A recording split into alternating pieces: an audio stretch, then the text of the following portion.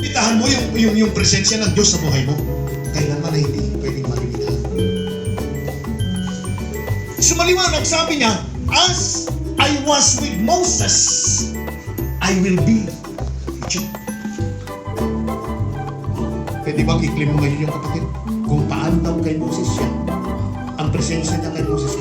Bakit? Mababasa natin doon sa Exodus chapter 33 na si Moses ay nakikipag-usap ng face to face at parang magkaibigan lang sila. Amen.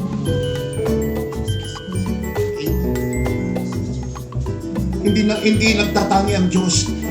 Kung siya ay maamo kay Moses, anong dahilan? Maamo rin kasi si Moses sa kanya sa pamamagitan ng pagiging masunurin ni Moses. Amen. Amen.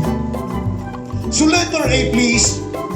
Ito yung tandaan mo, the presence of God is an incredible gift that can comfort us, empower us, and give us strength in difficult times. Sa mga panahon na akala mo'y napakahirap, kapatid, nandun ang Diyos. Bakit siya nandun? Kasi gusto kanyang i-empower, gusto kanyang bigyan ng increase ng strength. At yan ang pinakamalaki, pinakadambuhala, pinakagilagilalas na regalo ng Diyos. Dahil ang layunin nito is to comfort us. Nalala nyo nung kinumport ni Lord si Elias. Sabi ni Elias, Lord, hindi ako naging tulad ng aking mga ninuno. Kunin mo na ako, gusto ko nang mamatay. Hindi. Nakita ni Lord kagad na naging emotional si Elias dahil sa takot din. Pinutusan niya yung kanyang anghel na baka. Nararamdaman ko, may halong gutom si Elias, sabi niya, ipinag-bake ng anghel. Pagkatapos na mapakain ng twice ng anghel, si Elias, 40 days, 40 nights na naglakbay, hindi na siya nagutom, hindi na nanghihina. Amen. Kapag binigyan ka ng Diyos ng strength, kailanman ay hindi ka na manghihina kung tatanggapin mo yung totoong strength na galing sa Diyos. Amen. I worship you. Oh, I worship you, my Lord Jesus. Na pinatutunayan ng Bible through Moses, yung incredible gift of God. Makikita natin doon sa Exodus chapter 3, doon sa the burning bush. Ipinakikita ni Moses doon yung kahinaan ng kanyang katawang lupa, kakulangan ng kanyang kaisipan, lahat.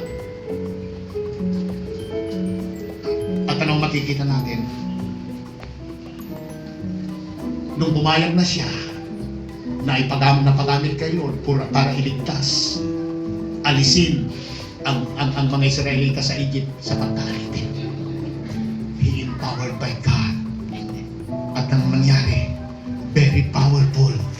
Kapatid, yung kanyang staff, unang-una, paghatis niya, naging ahas.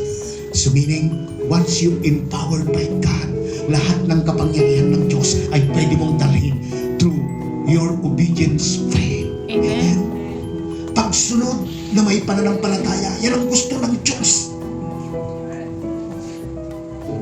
Holy God, our Father in heaven is a holy. Be holy because I am holy. Kapatid, saang parte ka na bless ni Lord? Then ask the Holy Spirit to lead you habang ikaw ay nag-o-offer ng iyong prayer. Kasi ang pangako ng Diyos kasi, kapatid, walang marunong kasing manalangin sa atin maliban lang na ikaw ay nililid ng Holy Spirit para makapanalangin ka ng tama. Pagkakataon mo na nag-offer ng prayer through your worship, and focus your mind to God. Don't allow your flesh para i-distract ka niya. Dahil ang number one na kalaban sa pakikipag-usap sa Diyos ay ang ating flesh. But you need to offer your flesh to God. Limited to the promises. You need. Offer your body, sabi nga ni Lord, offer your body as a living sacrifice while you are offering you offered your prayer to God. Sa presence Offer your body as a living Kasama sacrifice. sa providence mo pa yung protection mo. Kasi kailangan, kapatid, na God, we thank you. our whole being must be on God. For us, O God. You have so many promises. I-offer mo sa sandaling ito. Bakit? Ang pangako kasi ni Lord, babaguhin na tayo. We are trusting you. Ang pangako kasi ni Lord, yung sistema ng buhay natin The promises that ay you papalitan niya. have. Yung mga decisioning natin ay bibigyan niya ng malinaw na decision. Dahil siya yung Diyos na kailanman na hindi gumagawa ng mali.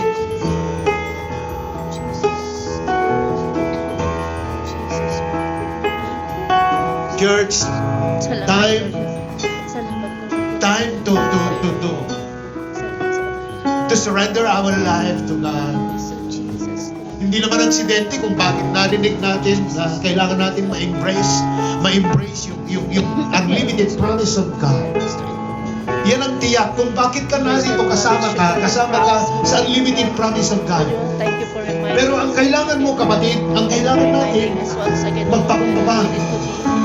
Be humble before the Lord. How you will show, paano mo ipapakita, kapatid, na ikaw ay nagpapakumbabang loob sa Diyos?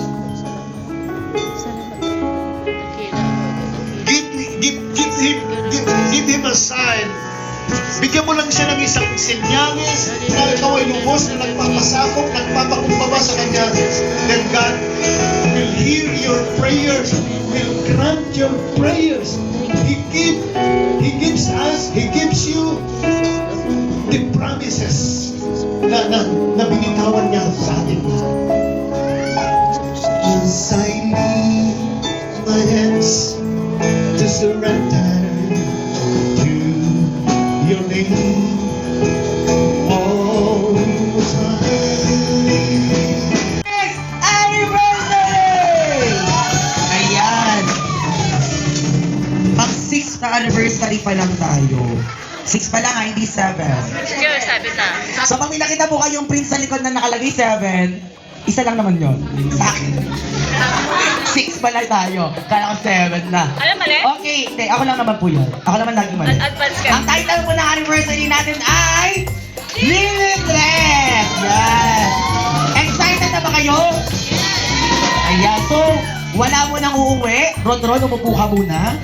Wala na mo nang uuwi, everyone, kasi may pakain tayo. Pastor, upo mo lang. Ang anniversary natin ay may batch 1 at may batch 2.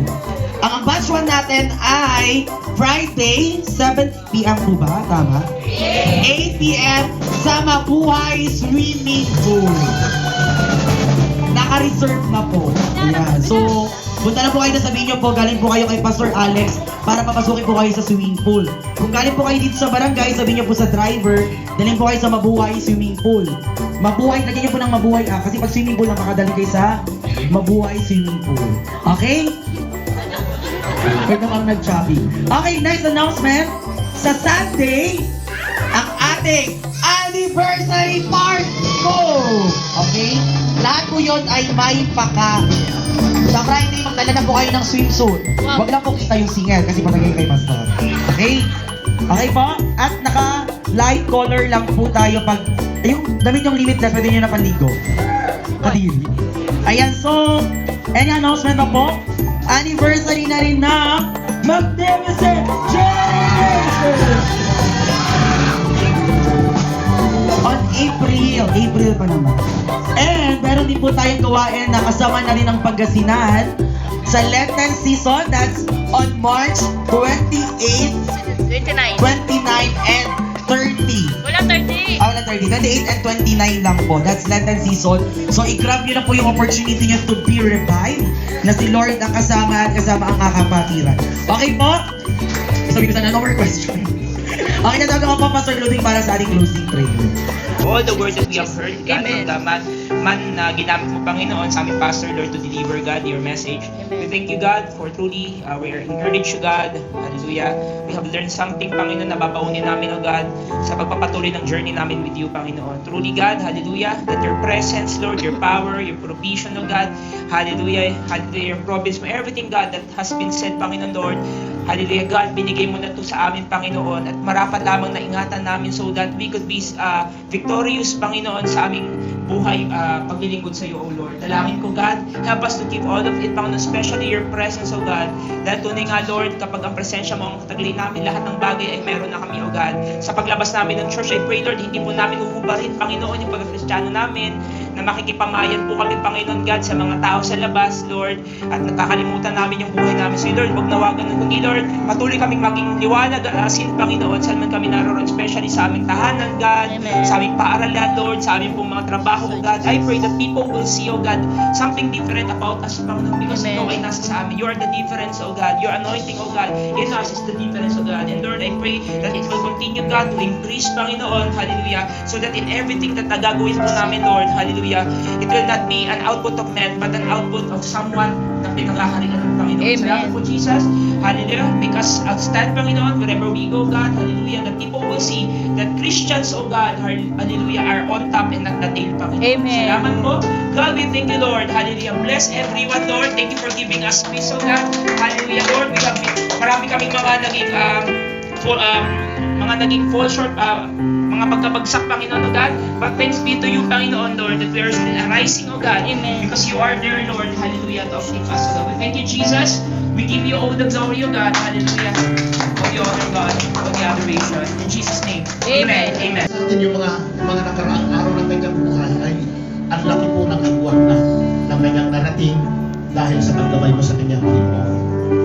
At kung paano mo siya pinagpala, Panginoon, sa mga nakaraang sandali ng kanyang nakaraang panahon, taon at sandali ng kanyang buhay, ay mas higit mo siyang pagpalain. Mga pagpapalang hindi kayang unawain ng kanyang isipan, sapagkat yun po ang nararapat ng Panginoon according to patience. Kaya God, bilang kanyang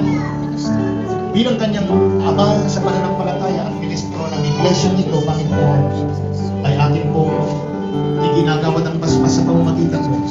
Basbas ng pagmamahal, basbas ng pag-iingat, basbas, Panginoon Diyos, ng provision at basbas ng lahat ng bagay na kailanganin niya, Panginoon. Mula ulo hanggang talampakan, Panginoon Diyos, papaghariin mo ang iyong kalooban, Panginoon Diyos. Igawad mo naman sa kanya, Panginoon Diyos, ang maluwalhating pamumuhay na siya mong pinangarap para sa kanya, Panginoon. Ingatan mo siya, Panginoon Diyos, na huwag malihis at mapamahal sa buwas ang kanyang pagmahal para sa iyo at sa kanyang ministry. In Jesus' name. Amen and amen.